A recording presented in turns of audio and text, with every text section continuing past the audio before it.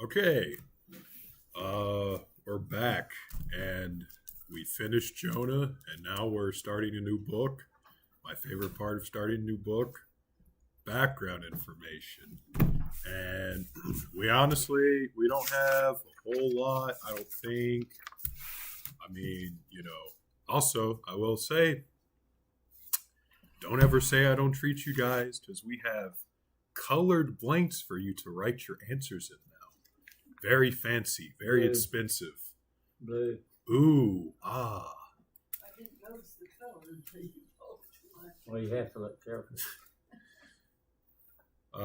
So anyway, yeah, we're gonna go over the background information, and I'm gonna say not just in the background information, but overall. I'm gonna say a lot, obviously, because I talk a lot. When I come to something that is a blank, I will try anyway to emphasize that. So if filling in the blank is your prerogative, then hopefully you won't be lost. And Bill asked me, he said, "Do I have to fill this out?" I said, "I'm not going to take the time to grade your answers to figure out if you were paying attention or not." So, anyway. Okay, so dating for the ministry of Micah, not necessarily when the book was written. So we're given the names of three kings in verse 1. The word of the Lord that came to Micah of Moresheth in the days of Jotham, Ahaz, and Hezekiah, kings of Judah. Right, all three of them, they're kings of the southern kingdom, and the reigns of these three kings are all successive. That's a hard word to say.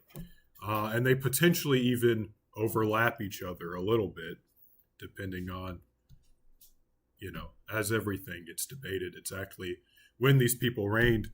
So the first king that's named is Jotham, and he reigned, ding, ding, ding, ding, ding, ding, fill in the blank. He reigned either from 742 to 735 BC, or from 751 to 736 BC. And I will say off the bat for the first two kings that I provide two different possible reigning dates. The second one that I'm giving is the one that is generally academically agreed upon. But we do want to recognize the other date, especially because previously that was held in a higher regard academically. So either from 742 to 735 BC, or 751, 750 to 736, 735 BC. And the second date, there is a co-reign with Uzziah, who came immediately before Jotham. There was a co-reign with Uzziah from 751, 750 to 749 or 740, 739, where he finally became the sole ruler of Judah. So then the second king that's listed is King Ahaz, and he reigned either from 744 to 728 BC, or from 766, 65 to 716, 715 BC. And again, this one also would have a co-reign with his predecessor Jotham, from the beginning at 7. You know what? Actually, that's 736, 735 BC. I mistyped that for the second dating. So yeah, co-reign with Jotham, potentially from either the beginning at 736, 735 to 732, 731 BC, where he finally became the sole ruler of Judah. Then we finally have Hezekiah, and Hezekiah, for the most part, we actually agree on when he reigned. So Hezekiah reigned from roughly 715, 716 BC until 686, 687 BC. So 715 to 686, basically. And yeah, like I said, both primary chronological sources agree on this. And taking into account both dating systems, we can date the prophetic ministry of Micah to anywhere between 751, 750 BC to 787, 786. So 751 to 686, and this would likely overlap with the ministries of Isaiah and Hosea, and would fall slightly after the date that we gave for Amos's prophecy. So we're still pretty early on, prophecy-wise. We're still pretty early on. So date for the book of Micah itself. What do we even really have to go off of? Well, I gave the broadest possible date range for the ministry of Micah. However, most scholars will narrow this to 735 to 700 BC. 735 would be the earliest starting point. 700 would be the latest starting point. That's not a blank, by the way, but if you want to write that down, that's cool. This would mean that if Micah wrote the book himself, then the book of Micah would date to around 700 BC, because again, 700 would be the latest narrow date for the book of Micah.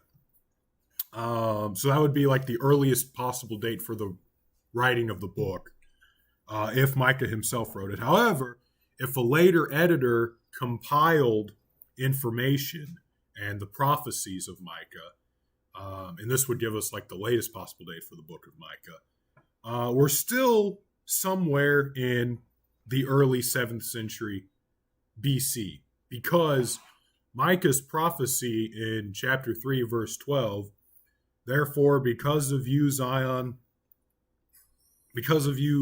shall be plowed like a field, Jerusalem shall become heaps of ruins, and the mountain of the temple like the bare hills of the forest. So because that is quoted by the prophet Jeremiah 26:18 says, Micah of Moresheth prophesied in the days of Hezekiah, king of Judah, and spoke to all the people of Judah, saying, Thus says the Lord of hosts, Zion shall be plowed like a field, Jerusalem shall become a heaps of ruins, and the mountains of the temple like the bare hills of the forest. So because Jeremiah quotes this, and even directly attributes it to Micah, and we know that Jeremiah prophesied from the mid 7th century to the mid 6th century, or at least that's when he was alive anyway.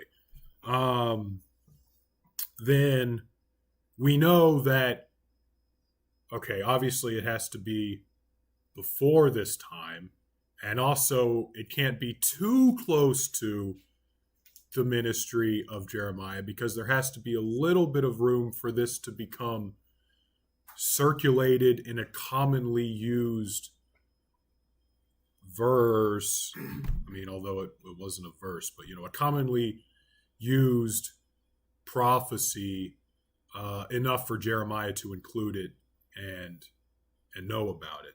So again, even if Micah himself didn't write the book, we're still looking at early 7th century BC writing, which is not too far after the narrow date for the ministry of Micah.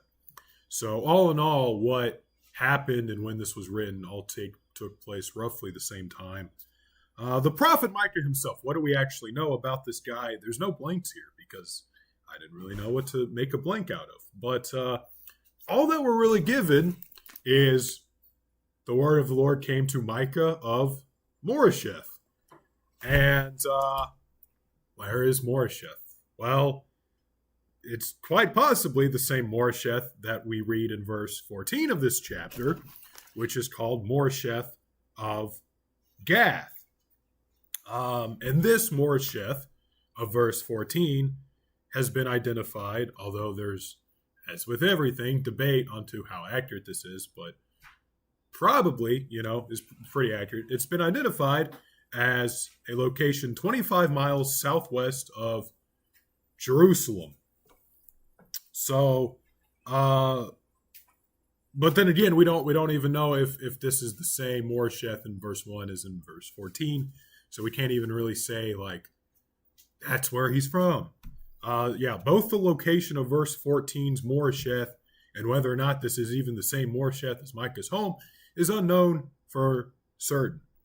And Micah's prophecy was concerning Samaria and Jerusalem. And obviously, right, I mean, Samaria is northern kingdom and Jerusalem is southern kingdom. But, I actually wrote a note, handwritten, I didn't type something for once. Micah's ministry was obviously in the southern kingdom of Judah, as seen in verse 1, because he says he's prophesying in the days of Jotham, Ahaz, and Hezekiah. So that's where he's active at, and these are the people he's prophesying to. But he also calls out Samaria. And as I'm going to show, and really, I mean, the Bible's going to show it, but I'm going to point out, Micah balances prophecy against both kingdoms, against the northern kingdom and the southern kingdom, while ultimately, I mean, his message is specific to Judah because that's where he's at and the people he's prophesying to. And he also balances both near events and farther off, less near events. And he's able to balance that as well. And we're going to get into all of that. So, yeah, that's pretty much the background information. And like I said, I mean, we didn't have a whole lot to go off of for either the dating or Micah himself, really. So we're just going to jump right in. And I broke this up. There's 16 verses, and I put the first 9 in sort of their own section, and then 10 through 16 in the section of their own. So starting in verse 1, the word of the Lord that came to Micah of Moresheth in the days of Jotham, Ahaz, and Hezekiah, kings of Judah, which he saw concerning Samaria and Jerusalem. Hear, all you peoples. Listen, O earth, and all that is in it. Let the Lord God be a witness against you, the Lord from his holy temple. For behold, the Lord is coming out of his place. He will come down and tread on the high places of the earth. The mountains will melt under him, and the valleys will split like wax before the fire, like waters poured down a steep place. All this is for the transgression of Jacob and for the sins of the house of Israel. What is the transgression of Jacob? Is it not Samaria? And what are the high places of Judah? Are they not Jerusalem? Therefore I will make Samaria a heap of ruins in the field, places for planting a vineyard. I will pour down her stones into the valley, and I will uncover her foundations. All her carved images shall be beaten to pieces, and all her pay as a harlot shall be burned with the fire. All her idols I will desolate, for she gathered it from the pay of a harlot, and they shall return to the pay of a harlot. Therefore I will wail and howl. I will go stripped and naked. I will make a wailing like the jackals, and a mourning like the ostriches. Ostriches. That's a hard word to pronounce. For her words are incurable, for it has come to Judah. It has come to the gate of my people, to Jerusalem.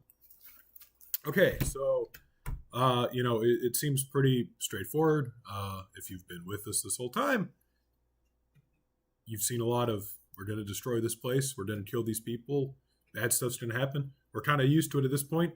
Then we get into like running around naked, yelling like an ostrich. So, it gets a little weird. And to be honest, I didn't even write a single sentence about any of that. Not because I was intentionally avoiding it or I thought it was weird. It's just I did not have anything to say about that. It's interesting. My version says moan like an owl. Doesn't say ostrich. Mine refers to owl also. Is this King James? No, mine's New King James? no. Let me look. NIV. Mine's King James. Well, King James has owl, but this New American Standard has, let's see what verse is that? Not that it really makes Hey. much difference. I It just says thought- jackals. I just thought that was The interesting. New American Well, yeah, Standard. you have jackals in verse Yeah, in the middle, and then at the end, ostriches. Yeah. Oh. Anyway, yeah, unfortunately, I cannot explain the the syntactical reasoning as to why you should translate this one way or the other, because, like I said, I didn't really look into these verses that much. It's just a noisy critter. Yeah. Basically, which prophet was this is gonna make me look bad that I don't know this. Which prophet was it that like walked around naked and like cooked his food over like dung and stuff? Jeremiah. Was it Jeremiah? Yeah. That's basically yeah. This is basically like Micah's Jeremiah moment. Like I'm gonna walk around naked and screech like an ostrich. So anyway, that has nothing to do with anything in verses that I'm pointing out.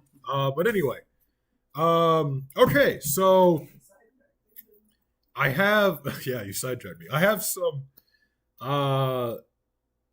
yeah, I just have like A1, and again, I mistyped something because that should be A1 and then B1, obviously, and then A2 and B2. And so yeah, I'm trying to like draw some stuff out, which is pretty apparent even in the English, thankfully. So the Lord is coming, A1, out of B2 or B1, sorry, his place, and he is coming, A2, down to B2, the high places of the earth. So you have Lord is coming out of and down to, and he's coming out of his place down to the high places. So you kind of see how these relate to each other and sort of what Micah is doing here. So A1 and A2 are directional, while B1 and B2 are geographic. So the Lord is A, moving his B location. In other words, the judgment is coming not just from heaven, right? But God will actually visit the earth personally to judge Judah and Israel. Ultimately, Micah's talking to Judah, right? And we've seen this language in Scripture before, and that's obviously a whole lot worse than God just sort of judging you from heaven. So the judgment is coming not from heaven. God will actually visit the earth and judge Judah and Israel, and then sort of the next set of words that Mike is playing off of each other is the mountains, A1, will melt under him, and the valleys, A2, will split. So you have mountains and valleys. You have the highest point and the lowest point. Valleys will split like wax before fire, B1, like waters, B2, pour down a steep place. So, you have the highest place and the lowest place. You have fire, you have water, right? A1 and A2 and B1 and B2 are opposites.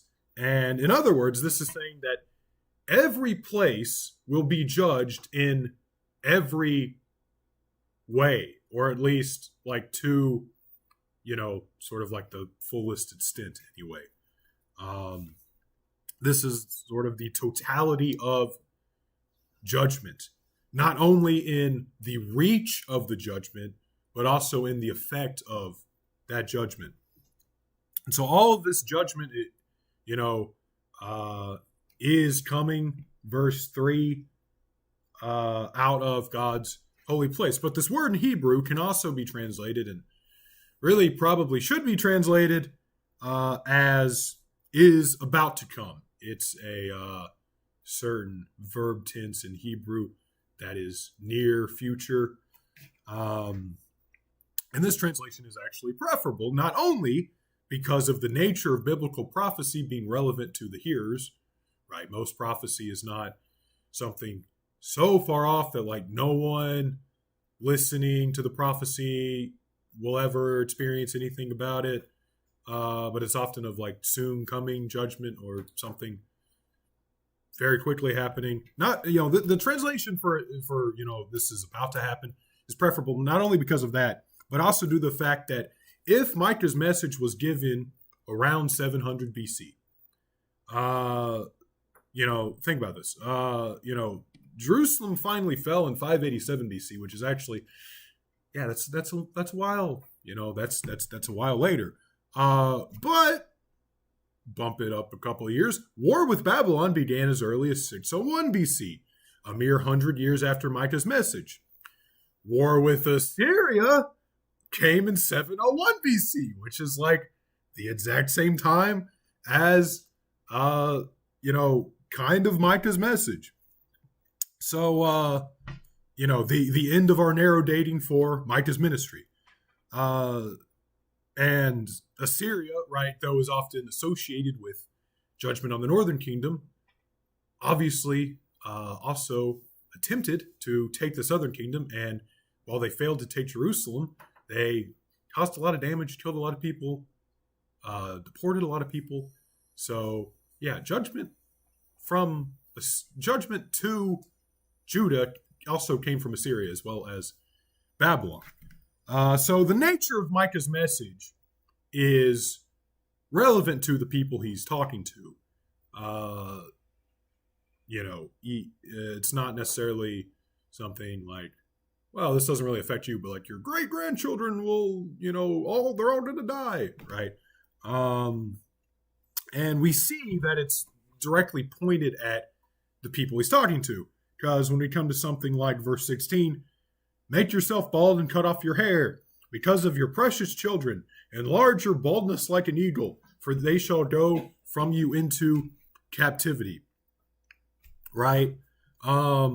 Make yourself bald, right? This is a sign of mourning, right? Grieving, right? Why? Because of your precious children, for they shall go from you into captivity. It's not saying mourn when your children go into captivity, but you better be mourning right now because your children are going to go into captivity. So the prophecy is actually directed to the hearers of the day. Once again, he doesn't prophesy something completely removed from the people and the context in which he resides in. There's a soon coming judgment in which God himself will visit Judah, right? It's like we said, it's not a judgment just from heaven, but God is, coming out of his place and coming down and treading on the high places of the earth. So God himself will visit Judah and judge every place fully, right? The mountains, the valleys, fire, water, every place is going to be judged to the fullest extent. And we will see what the message and the takeaway for the immediate audience is as we keep progressing through the book. So the last little, word comparison thing that I have from this set of verses, all of this judgment is for the transgression of Jacob, A1. What is the transgression of Jacob? Samaria, A2. Therefore, God will make Samaria a heap of ruins in the field, A3. So, right, the transgression of Jacob, which is Samaria, and what's going to happen to Samaria? They're going to be a heap of ruins in the field. And this is like verbatim from the text. So, and then lastly, all of this judgment is also for the sins of the house of Israel. B1, what are the high places in Judah? Jerusalem, B2. So the house of Israel, right, it comprised the children of Israel, or of Jacob, which went on to form the 12 tribes of Israel. And these 12 tribes, though once united, we all know, split into two kingdoms, Israel in the north, Judah in the south. And so Judah is part of the house of Israel.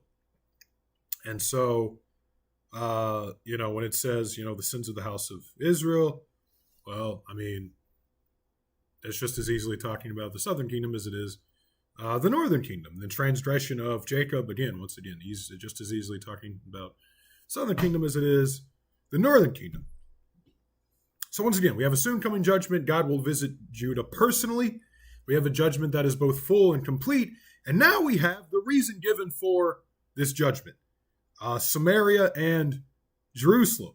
Jerusalem, obviously, the capital of the southern kingdom, and Samaria, the capital of the northern kingdom. It makes sense for Judah to be called out here for Jerusalem to be called out here because Micah's in Judah, right? He's chilling close to Jerusalem anyway. The people he's interacting with, they go to Jerusalem, they know Jerusalem. It makes sense. And, why does he name Samaria, though? That's kind of weird. Right.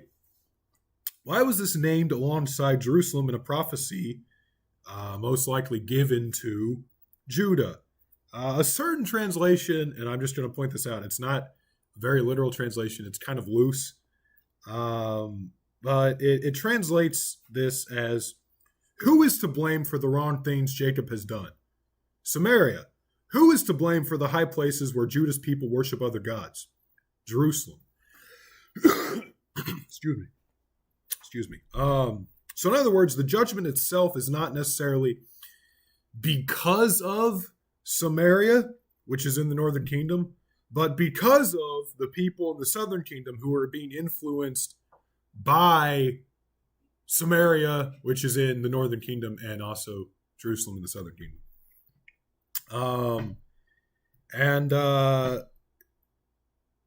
Some people want to argue that like the second reference to Jacob in verse 5 has to be to like only the southern kingdom because of its association with Samaria. I think more logically, both instances, Jacob is just the people of Israel as a whole, of which the people of Judah were a part. And, why is the judgment coming for Jacob, for Judah? And who is to blame for the wrong things that Jacob or Judah has done? Well, Samaria and also Jerusalem. And the point here is that the people of Judah have listened and followed the political and even the religious leaders of both capital cities in both the north and the south. The judgment itself is not necessarily because of anything that Samaria did, as much as it is the fact that the people of Judah were influenced negatively by Samaria's idolatry and also Jerusalem's idolatry. They were influenced by the political and religious leaders of these two capital cities. What was so wrong that they learned from Samaria and Jerusalem? Well, it was idolatry. And I think I actually meant to give you some space to write this stuff down. So you just flip it over on the back and write it on the back, I guess. But we have sort of like three things, really, all relating to idolatry that are sort of named here. We have high places of Jerusalem, carved images, and then pay as a harlot, which that's like a phrase. And then obviously there's like in that same verse, her idols, which like, well, obviously that's idolatry. And so, right, all of these are references to idolatry. High places, while in verse 3, it could potentially just be a word association with God's place, right? God is leaving his place and coming to the high places of earth. In verse 5, it clearly is talking about centers of pagan worship. In Hezekiah's reforms, this is from 1 Kings 18, verse 4, he removed the high places and broke the sacred pillars. King Ahaz, who's mentioned by Micah in verse 1, made for himself altars in every corner of Jerusalem, and in every city of Judah he made high places to burn incense to other gods. That's from 2 Chronicles 28, 24, and 25.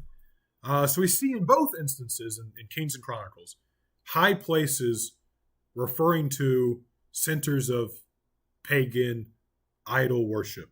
In the second instance, we see Ahaz, which is again in Micah's time. In Micah's time, Jerusalem was a center of idol worship. So Micah naming Jerusalem as a place, naming Jerusalem as, to blame or the reason why the people of Judah are worshiping other gods. This actually made sense from other places in the Bible that confirm that this was going on roughly in Micah's time. So we have high places, and then we also have mention of carved images. And this is what most people associate with idolatry, right? Are we at our VBS over the 10 Commandments, and you'd ask a kid, what's an idol? And 9 times out of 10, they would say some image or some stone or something made out of wood. To which you would have to explain, well, yes, but also no. But we all know that, so I'm not going to go down that road. This is what most people associate with idolatry, some form or image of, a god or a deity.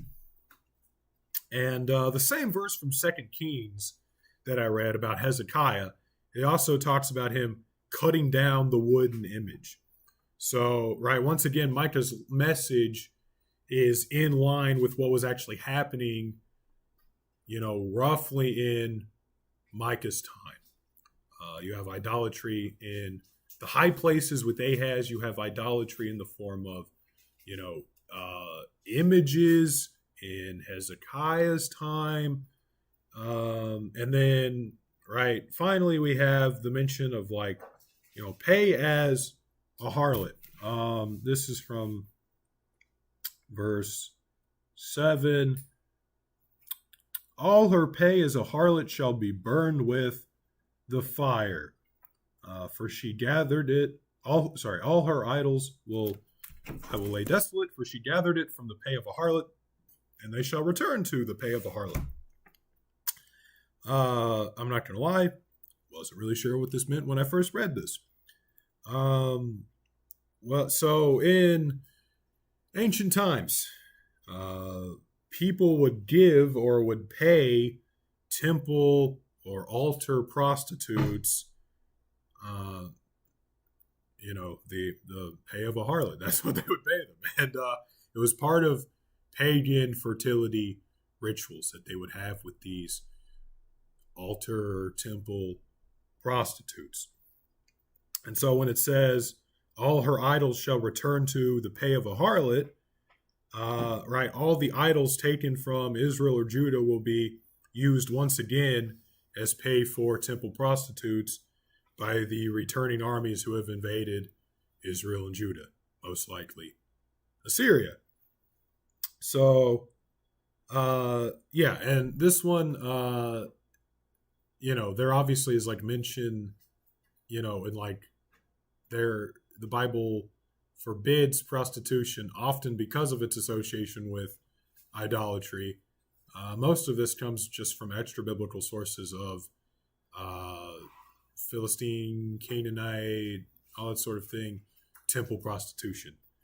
So I don't necessarily have a verse reference to be here's where this happened in Micah's time. But yeah, it did happen a lot. So anyway, we're going to finish out the chapter now, starting in verse 10. Tell it not in Gath, weep not at all. In Beth Aphrah, roll yourself in the dust. Pass by in naked shame, you inhabitant of Saphir. The inhabitant of Zaanan does not go out. Beth Azel mourns. Its place to stand is taken away from you. For the inhabitant of Marath pined for good, but disaster came down from the Lord. To the gate of Jerusalem, O inhabitant of Lachish, harness the chariot to the swift steeds. She was the beginning of sin to the daughter of Zion. for the transgression of Israel were found in you. Therefore you shall give presents to Moresheth Gath, to the houses of Achzib shall be a lie to the kings of Israel. I will yet bring an heir to you, O inhabitant of Mareshah. The glory of Israel shall come to Adullam. Make yourself bald and cut off your hair, because of your precious children. Enlarge your baldness like an eagle, for they shall go from you into captivity. So, verses really 3 through 5. Micah sort of built off of every new idea with the one that came before it. And I even wrote, step by step on your handout.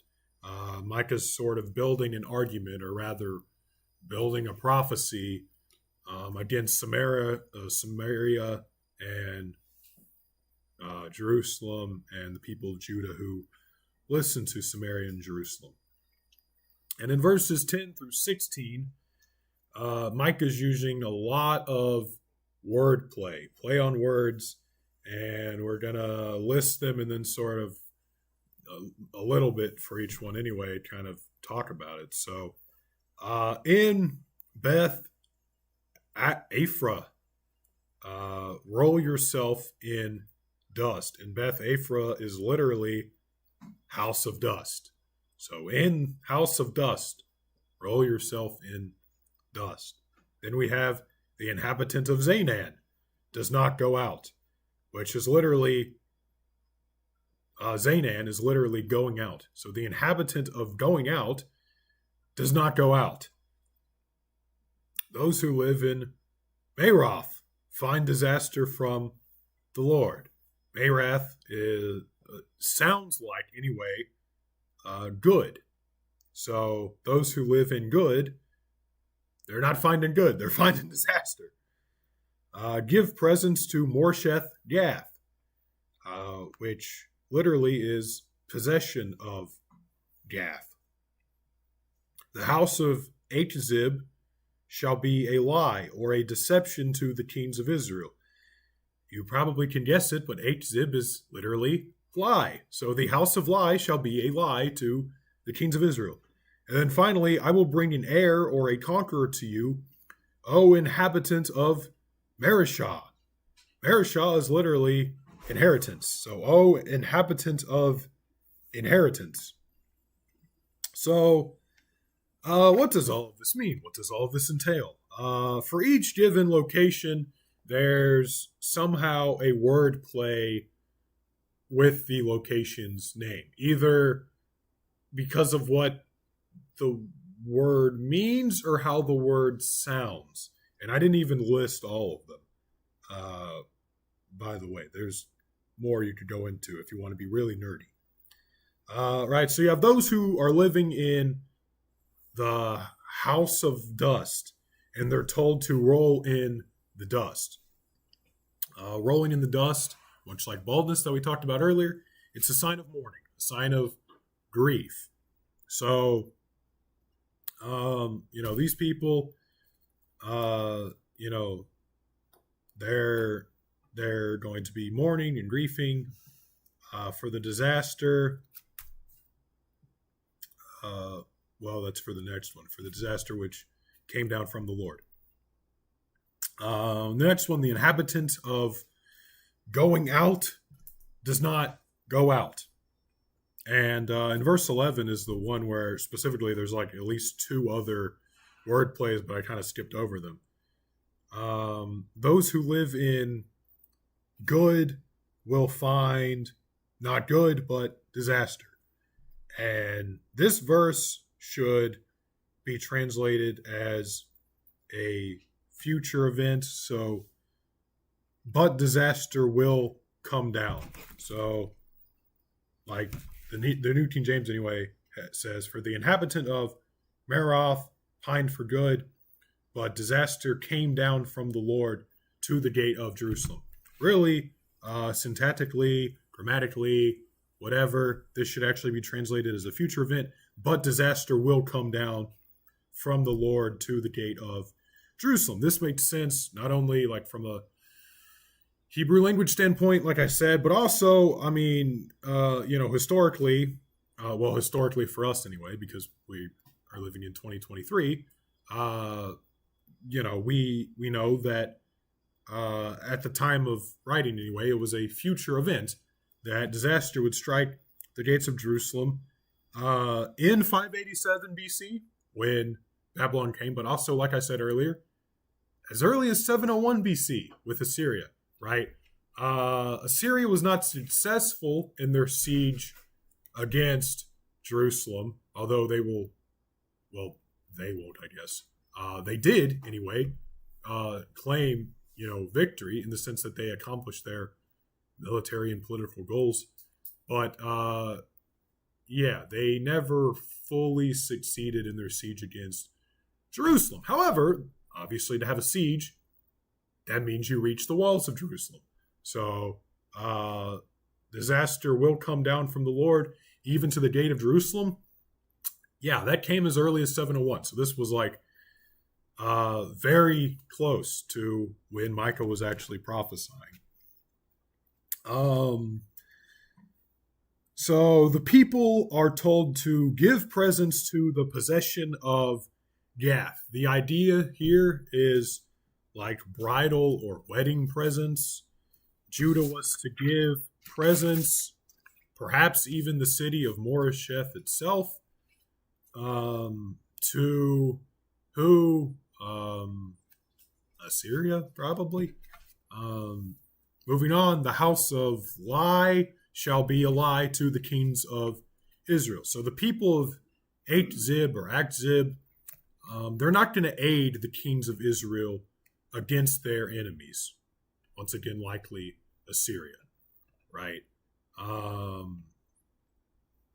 You need all the help you can get to fend off your enemies. Achzib ain't going to be helping you, so don't go calling them. And then the last thing is God will bring a conqueror to the inhabitant of inheritance.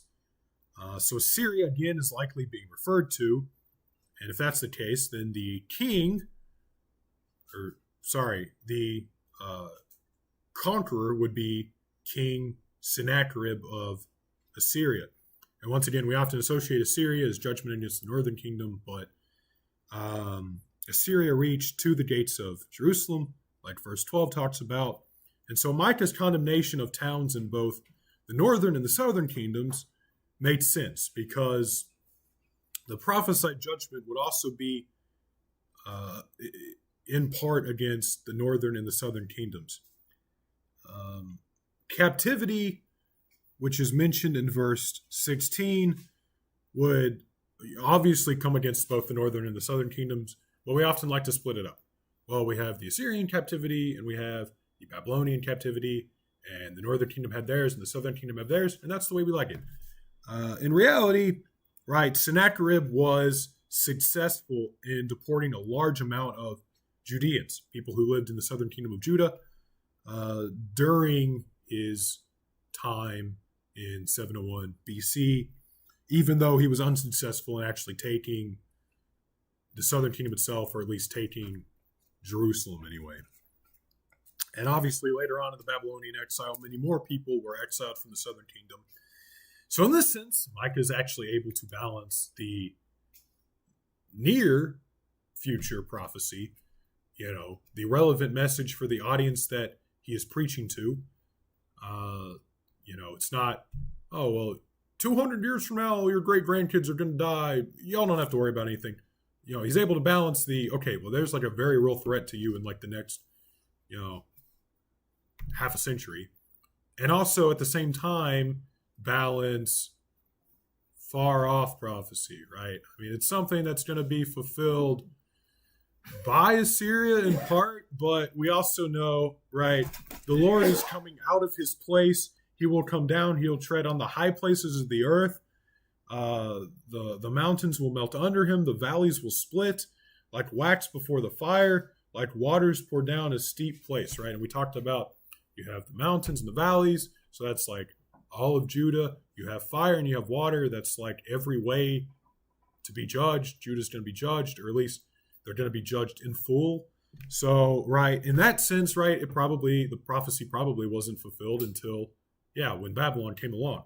But at the same time, Micah's message is able to stay incredibly relevant for the people he's actually preaching to, or prophesying to, I guess. So, and we don't actually know for sure that is what Micah's hinting at, but probably if you put two and two together, that's probably what it's hinting at, because Assyria really didn't give the full total judgment against Southern Kingdom, like Micah seems to indicate in verses like 3 through 5. So, Micah balances Northern and Southern Kingdom and near prophecy with, I'm not going to say far off because it wasn't like a terribly long time, but less near prophecy anyway. So that's all I got for Micah 1. I know might have seemed like I didn't go in as much depth as I normally do. There wasn't necessarily any reason for that other than I didn't feel like there was much more to say that wasn't obvious just from reading the text yourself. So anyway. Just narrative. Yeah, well, not a narrative. Not in the sense of like Jonah, but it's just stating the fact. Okay, here's what you did. Here's what's going to happen. Now go make yourself bald and, weep for your kids. But anyway, I don't know. Does anyone have any questions about anything?